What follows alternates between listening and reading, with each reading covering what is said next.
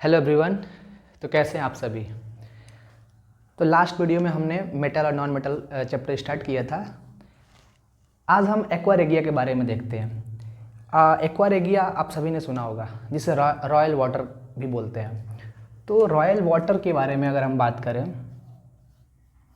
Royal water, ठीक है, Latin में इसको बोलते हैं रॉयल वाटर। और एक्चुअली में ये जो है मिक्सचर होता है दो एसिड का। इसको वैसे बोलते हैं एक्वा रेगिया, एक्वा रेगिया, ठीक है। अब एक्वा रेगिया जो होता है ये मिक्सचर होता है दो एसिड का, हाइड्रोक्लोरिक एसिड और नाइट्रिक एसिड का। और ये इतना करोसिव होता है कि इवन मेटल को ना, बहुत सारे मेटल को इसको उसके अंदर डिज़ोल्व करने के लिए इसको यूज़ किया जाता है बड़ी बड़ी इंडस्ट्रियों में, जैसे कि गोल्ड, प्लेटिनियम, ऐसे मेटल को इसको डिज़ोल्व करने के लिए एक्वा रेगिया का यूज़ किया जाता है। तो फिर एक्वा रेगिया बनाते कैसे हैं? तो बहुत ही सिंपल इसका मेथड है एक्वा रेगिया बनाने का। क्या करना है आपको, HCl लेना है। हाँ, बहुत ही ये करोसिव नेचर में होता है, क्योंकि आप सोच सकते हैं जब गोल्ड और प्लेटिनियम इसके अंदर जाता है तो वो डिज़ोल्व हो जाता है पूरा कम्प्लीटली। तो इसको आप तो यूज़ करेंगे ही नहीं कभी, वैसे आपको HCl और एक्वा रेगिया कंसनट्रेट मिलेगा भी नहीं। तो HCl आपको लेना होता है और नाइट्रिक एसिड लेना होता है, ठीक है। नाइट्रिक एसिड का फॉर्मूला क्या होता है? HNO3, ठीक है। इन दोनों को मिलाते हैं, पर कंडीशन ये है कि 3:1 में इनको मिक्स करना होता है, ठीक है। मतलब अगर आप कोई सोल्यूशन ले रहे हैं तो 3:1 में ये हाइड्रोक्लोरिक एसिड और नाइट्रिक एसिड को अगर आप मिलाते हैं तब जाकर वो एक्वा रेगिया बनता है। और यहाँ भी एक और कंडीशन है कि फ्रेशली होना चाहिए, मतलब पूरा फ्रेशली प्रिपेयर्ड होना चाहिए। फ्रेशली नाइट्रिक एसिड भी और हाइड्रोक्लोरिक एसिड भी, दोनों क्या होना चाहिए, पूरा क्लियर कंसनट्रेटेड होना चाहिए, तो जाकर एक्वा रेगिया मिलेगा। अगर आप देखेंगे तो आपके बुक में दिया गया है page number 44 class 10th NCERT में कि it is called royal water, ठीक है। रॉयल वाटर इसे बोलते हैं। और इवन थॉट नाइदर कैन, बहुत सारे जैसे हैं कि एसिड में डिज़ोल्व नहीं होते हैं, तो इंडस्ट्रियों में इसको यूज़ किया जाता है। तो यहाँ पे गोल्ड एंड प्लेटिनियम, गोल्ड और प्लेटिनियम को डिज़ोल्व करने के लिए इसका यूज़ किया जाता है। तो ये था एक्वा रेगिया के बारे में। अब हम आगे बढ़ते हैं। देखिए, अब हमारा जो अगला टॉपिक आने वाला है वो आने वाला है reaction of metal with non metal. मतलब मेटल और नॉन मेटल कैसे आपस में रिएक्शन करते हैं। जैसे आपको पता है Na, सोडियम और क्लोरीन, जब दोनों, सोडियम क्या है, मेटल है, और क्लोरीन क्या है, नॉन मेटल है, दोनों का रिएक्शन होता है। तो इनका रिएक्शन हम पढ़ेंगे इसमें। तो उससे पहले मैं चाहता हूँ कि थोड़ा सा हम पूरा डिटेल में समझने के लिए कि आखिर में रिएक्शन क्यों करते हैं कोई मेटल और नॉन मेटल, इसके लिए आपको बैलेंसी के बारे में जानना पड़ेगा, ठीक है। तो एक टर्म आता है इलेक्ट्रॉनिक कॉन्फ़िगरेशन, वो हम समझेंगे। उसके बाद से हम मेटल और नॉन मेटल का रिएक्शन पढ़ेंगे, ठीक है। तो एक्वा रेगिया आपको, आई होप आपको समझ में आ गया होगा, जो कि मिक्सचर होता है किसका, हाइड्रोक्लोरिक एसिड और नाइट्रिक एसिड का, 3:1 में इनका होता है। अब बेसिकली हमको पढ़ना है क्या, रिएक्शन इसका पढ़ना है, ठीक है, मेटल और नॉन मेटल का। लेकिन उससे पहले हमें क्या पढ़ना है, उसका इलेक्ट्रॉनिक कॉन्फ़िगरेशन, ठीक है, ठीक है। तो हम इलेक्ट्रॉनिक कॉन्फ़िगरेशन पढ़ते हैं अभी। तो उससे पहले हमको कुछ सबसेल का नाम समझना पड़ेगा, ठीक है ना। आप पीरियोडिक टेबल में आपको पता है SPDF, ये ब्लॉक होते हैं पीरियोडिक टेबल में, ठीक है। तो इलेक्ट्रॉनिक कॉन्फ़िगरेशन जब हम निकालते हैं, निकालने के लिए इलेक्ट्रॉनिक कॉन्फ़िगरेशन,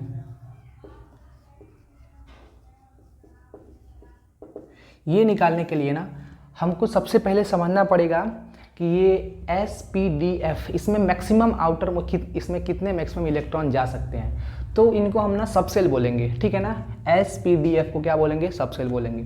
तो आप मैक्सिमम कैपेसिटी जो होता है इन सबसेल का, वो हम पहले देख लेते हैं। तो S में जो होता है वो मैक्सिमम कैपेसिटी कितना होता है, 2 इलेक्ट्रॉन इसमें मैक्सिमम हम भर सकते हैं।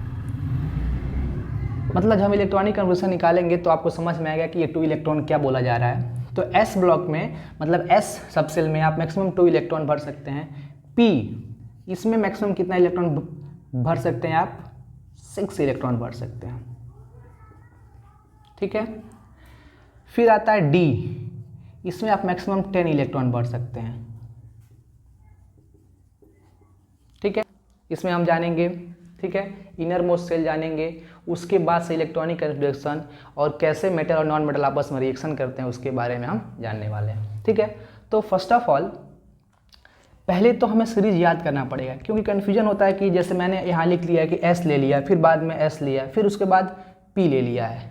ठीक है, तो जब लंबा सीरीज आता है तो ये एस आता है, फिर एस, फिर पी, फिर एस पी डी, ऐसे आता है। तो उसके लिए आपको क्या है, सिंपली कुछ टर्म याद रख लेना है। क्या रखना है? स, ठीक है, सप, फिर सप, फिर स, सप, सप, सडप, फिर सडप, और फिर क्या आएगा? सफडप। 2 बार आ जाएगा सफडप।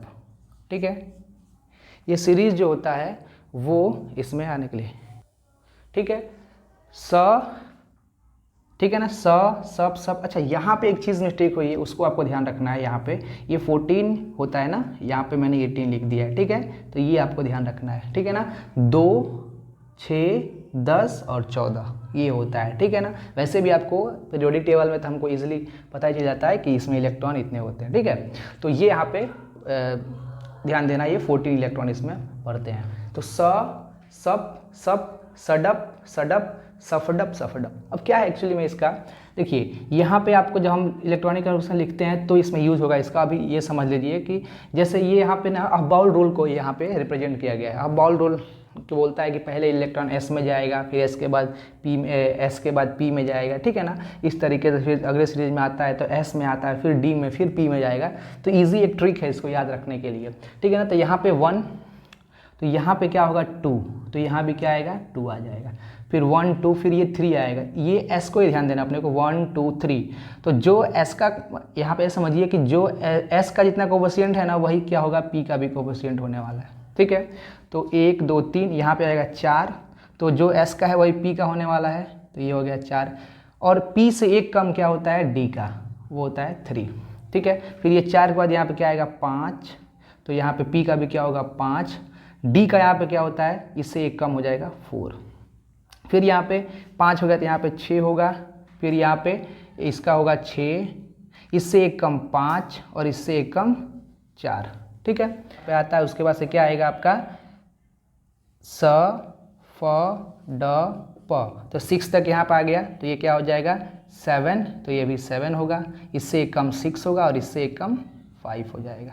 ठीक है, तो ये जो अपना होता है इलेक्ट्रॉनिक कन्फिग्रेशन निकालने के लिए ये चीज़ ध्यान रखना होता है। क्या है? स, सप, सप, सडप, सडप, सफडप, सफडप। यहाँ पे 1 2 3 4 5 6, क्या ध्यान रखना है अपने को, जितना एस है उतना ही पी होगा। पी से एक कम डी होता है और डी से एक कम एफ होगा। ठीक है, इस तरह से सीरीज बना सकते हैं हम। अब कैसे हमको इलेक्ट्रॉनिक कन्फिग्रेशन लिखते हैं ये हमको जानना है। ठीक है, तो इसके लिए हमें क्या करना है, सबसे पहले इसे आप ध्यान से एक बार देख लीजिए, फिर हम इलेक्ट्रॉनिक कन्फिग्रेशन स्टार्ट करते हैं लिखना। ठीक है, तो मैं इसे रफ कर देता हूँ। ठीक है, अब इसमें क्या है, ये आपको कोई भी मेटल मान लीजिए ले सकते हैं। जैसे मैं सबसे पहले लेता हूँ किसका, इजी समझने के लिए, क्योंकि हम सोडियम का ही एग्जाम्पल देखने वाले हैं। ठीक है, तो सोडियम मान लीजिए आपने ले लिया, एटॉमिक नंबर आपको याद होना चाहिए। ठीक है ना, 11। सोडियम क्या होता है, सोडियम का एटॉमिक नंबर 11 होता है। अब सोडियम मेटल है। अच्छा, इससे एक और चीज़ आपको पता चलेगा कि मेटल और नॉन मेटल क्या होता है। तो पहले सोडियम का हम बात करते हैं। सोडियम का इलेक्ट्रॉनिक कन्फिग्रेशन क्या होता है, ये लिखने के लिए ध्यान दीजिए। पहले क्या है 1s2, देखिए 1s लिख दिया। 2 मैंने क्यों लिखा, क्योंकि अभी यहाँ पे लिखा गया था कि s में कितने इलेक्ट्रॉन मैक्सिमम हो सकते हैं 2, p में कितने हो सकते हैं मैक्सिमम sp, इसमें कितने हो सकते हैं 6, d में कितने हो सकते हैं 10 और f में कितने हो सकते हैं 14। ठीक है, तो 1s2 हमको 11 इलेक्ट्रॉन को फिलअप करना है, तो 1s2, फिर क्या आएगा 2s2, s में भी क्या आएगा 2 आएगा, तो 2 2 4 हो गया। फिर क्या आएगा 2s के बाद क्या 2p आता है, तो क्या हो जाएगा 2p, p में कितना आ सकता है मैक्सिमम 6 आ सकता है, ठीक है। तो 2 2 4 6 10 पर 11 भरना अपने को, तो क्या आ जाएगा इसके बाद, देखिए 2p के बाद क्या आएगा 3s आएगा, तो यहाँ पे क्या होगा 3s। अब यहाँ पे मैक्सिमम तो भर सकते हैं हम 2, लेकिन इलेक्ट्रॉन तो यहाँ पे सिर्फ 11, एक ही बचा हुआ है इलेक्ट्रॉन, तो यहाँ पे क्या आ जाएगा 1। तो ये इलेक्ट्रॉनिक कन्फिगरेशन क्या हो गया सोडियम का, 1s2 2s2 2p6 3s1। ये चीज़ अभी हम आगे जब पढ़ेंगे तो ये डिस्कस करेंगे कि यहाँ पे आउटर मोस्ट सेल जो है ना सोडियम के लिए, ये है आपका 3s। अब किसी भी इलेक्ट्रॉन को, कोई भी एटम जो होता है वो बैलेंस अपने आप को करने के लिए क्या करता है, एक इलेक्ट्रॉन जो है वो मतलब ऐसा होता है कि उसके आउटर मोस्ट में ऑक्टेट कंप्लीट होना चाहिए। तो यहाँ हम समझेंगे आगे चल के क्यों यहाँ पे 3s1 है, यहाँ तक उसका कंप्लीट है, और ये इलेक्ट्रॉन जो है वो एक है, तो ये क्या करेगा, देगा। एक्स्ट्रा होने के चलते क्या होगा, ये दे देगा। तो आगे ये समझेंगे, इस पर डिस्कस करेंगे हम। अब जैसे मान लीजिए आपका सोडियम हो गया, ठीक है। मैग्नीशियम का देख लेते हैं, मैग्नीशियम कितना होता है 12 होता है। तो अब तो आपको इजीली समझ में आ जाएगा, बस यही है क्या होता है 1s2 2s2 2p6, ये सीरीज फॉलो करना है आपको। तो स, ठीक है ना, स, यहाँ पे देखिए फिर यहाँ पे मिस्टेक हुआ, स फिर सप, तो 1s2 2s2 2p6 क्या आएगा 3s।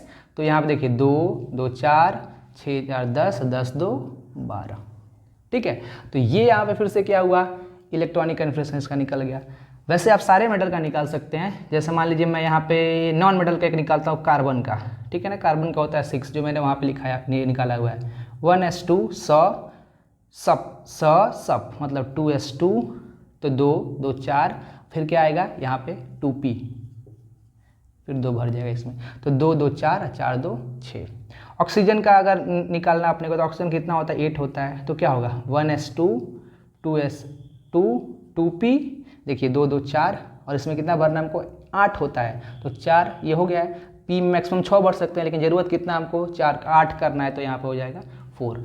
इस तरीके से क्या इलेक्ट्रॉनिक कन्फिगरेशन हम निकालते हैं, ठीक है। क्लोरीन का एक बार देख लेते हैं हम, ठीक है ना, क्योंकि क्लोरीन का जरूरत पड़ने वाले आगे। तो क्लोरीन का मान लीजिए 17 होता है, ठीक है, आपको पता है इसका एटॉमिक नंबर। तो फिर से यही रूल फॉलो करेंगे, क्या होता है पहले 1s, तो 1s2 2s2 2p6, हमको 17 इलेक्ट्रॉन फिलअप करना है। अभी हमने 10 ही इलेक्ट्रॉन को फिलअप किया, तो क्या आ गया सप, फिर से आता है सप, तो यहाँ पे क्या होगा 3s2 3p, ध्यान दीजिए कितना हो गया 6। आप फिलअप करके चेक कर लेते हैं ना 17 हुआ कि नहीं। 2 2 4 10 2 12 12 6 18 हो गया, पर हमको तो 17 भरना था, तो मतलब एक इलेक्ट्रॉन यहाँ पे क्या करेंगे, कम करेंगे, ठीक है।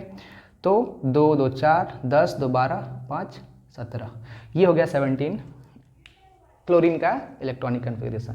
तो इस तरीके से हम क्या इलेक्ट्रॉनिक कन्फिगरेशन निकालते हैं हम, और इसका मेटल और नॉन मेटल के साथ से क्या करते हैं, इसका रिएक्शन देखते हैं, ठीक है।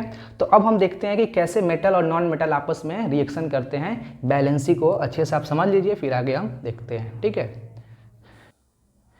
ओके, तो अगला हमारा जो टॉपिक आ रहा है वो है how do metals and non metals reacts, ठीक है। How do metals and non metal reacts. तो अभी आपने देखा इलेक्ट्रॉनिक कन्फिगरेशन कि एक जो है मेटल जो है और दूसरा क्या नॉन मेटल है। तो इतना अभी समझ लीजिए इसके कि जो क्लास 10th लेवल का, कि जो एलिमेंट अपना एक इलेक्ट्रॉन देने की मतलब इलेक्ट्रॉन देने की टेंडेंसी रखता है, डोनेट करने की टेंडेंसी रखता है, वो मेटल कैटेगरी में आता है। और जो इलेक्ट्रॉन लेने की टेंडेंसी रखता है उसे नॉन मेटल कैटेगरी में लाते हैं। तो यहाँ पे एक डोनेट करेगा और एक क्या करेगा, एक्सेप्ट करेगा। तो ऐसे को हम आयनिक बॉन्ड भी बोलने वाले हैं, ठीक है। तो पहले मैं एक रिएक्शन आपको हम सीखने वाले हैं, वो होने वाला है NaCl। अगर ध्यान से ये देखें आप, तो ये सोडियम है, ये क्लोरीन है, ये मेटल है, ये नॉन मेटल है, पर ये रिएक्शन कैसे हो रहा है यही हम यहाँ पे समझने वाले हैं, ठीक है ना, उसका मैकेनिज्म। तो फर्स्ट ऑफ ऑल क्लियरली हमको समझने के लिए हमको क्या करना पड़ेगा, पहले इसका इलेक्ट्रॉनिक कन्फिगरेशन देखते हैं। तो सोडियम का एटॉमिक नंबर हमें याद होना चाहिए, कितना होता है एटॉमिक नंबर उसका 11 होता है। तो इसका इलेक्ट्रॉनिक कन्फर्मेशन निकालने के लिए क्या करेंगे, 1s2, 2s2, 2p6 और 3s1। देखिए एक यहाँ पे टर्म समझना अपने को कि कोई भी एटम जो होता है वो बैलेंस हो, खुद को इस इन्वायरमेंट में, कोई भी आदमी हो खुद को स्टेबल होने के लिए वो ये चाहता है कि मतलब जो उसका रिक्वायरमेंट है इन्वायरमेंट रहने के लिए उतना ही उसका होना चाहिए। तो यहाँ पे जो मेटल एलिमेंट्स के जो है टेंडेंसी को उसके आउटर मोस्ट में जो है ना 8 इलेक्ट्रॉन, मतलब जो उसका आउटर मोस्ट इलेक्ट्रॉन है उसका ऑक्टेट कंप्लीट होना चाहिए। मतलब आउटर मोस्ट में कितने इलेक्ट्रॉन होना चाहिए, 8 इलेक्ट्रॉन होना चाहिए। तो यहाँ पे आउटर मोस्ट हम इलेक्ट्रॉन कैसे समझेंगे, देखिए ये 1s है तो ये 1 हो गया, फिर ये 2 और 2 वाले क्या हो गया, ये उसके बाद वाला सेल हो गया। अब 3 जो है ना ये उसके बाद वाला सेल है। तो अगर आपको मैंने आगे जो बताया वो था सप ऐसा था, फिर सडप था, ठीक है ना। तो अगर मैं इसमें क्लियरली मैं बताऊं तो ऐसे ये सीरीज जो है ना 2 1 2 2 फिर 3 है, तो 3 वाले में ये आएगा 1 2 3। यहाँ पे ना 3p ये खाली है, इसका पूरा का पूरा ये 0 इसमें भरा हुआ है। क्यों, क्योंकि इसमें इलेक्ट्रॉन तो 11 ही था। इसका मतलब कि ये बैलेंस अभी ये स्टेबल नहीं है इन्वायरमेंट में। क्यों नहीं स्टेबल है, क्योंकि इसका ऑक्टेट कंप्लीट नहीं है। देखिए p में कितने इलेक्ट्रॉन भर सकते हैं, 6 इलेक्ट्रॉन भर सकते हैं, और s में 2 इलेक्ट्रॉन भर सकते हैं। तो अगर इसको पास 6 इधर आ जाए और इधर 2 मिल जाए इसको तो ये 8 हो जाएगा। पर आपको ये पता है कि इसके पास कहीं से 7 लेना, मतलब 6 एक यहाँ पे आएगा और एक यहाँ पे आएगा, मतलब इसको 7 लेना ना सोडियम के लिए बहुत डिफिकल्ट काम है। तो ये क्या करेगा, ये एक इलेक्ट्रॉन चाहेगा ना कि किसी को दे दे और खुद को क्या हो जाए, स्टेबल हो जाए।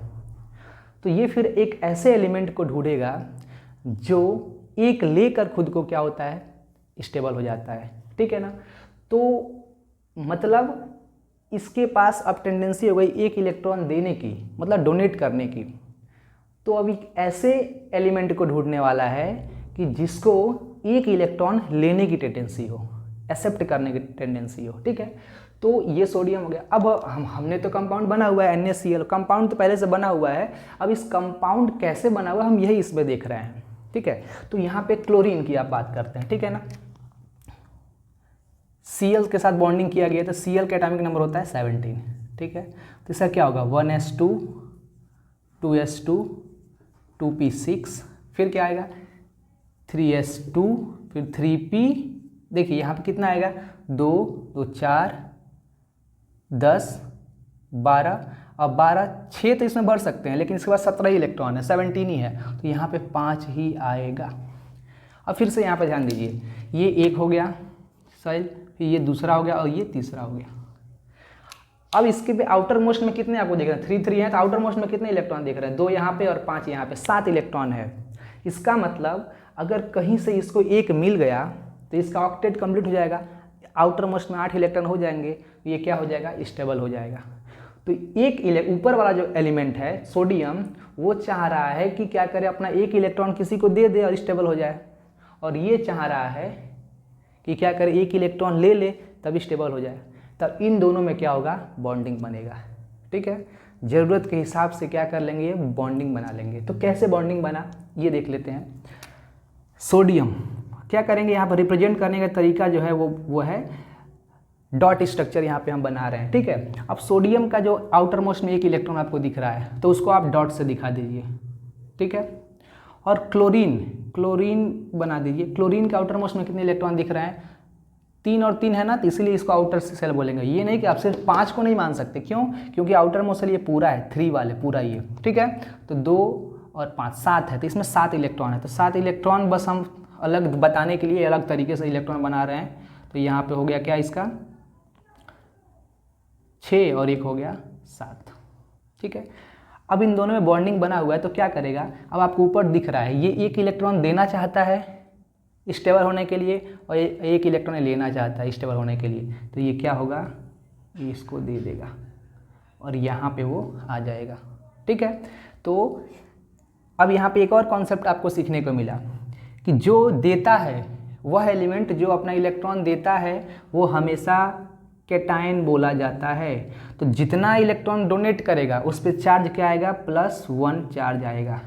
आप 1 नहीं भी लिखेंगे तो भी चलता है, कोई दिक्कत नहीं है। तो प्लस मतलब यहाँ पे Na+ हो गया, ठीक है ना।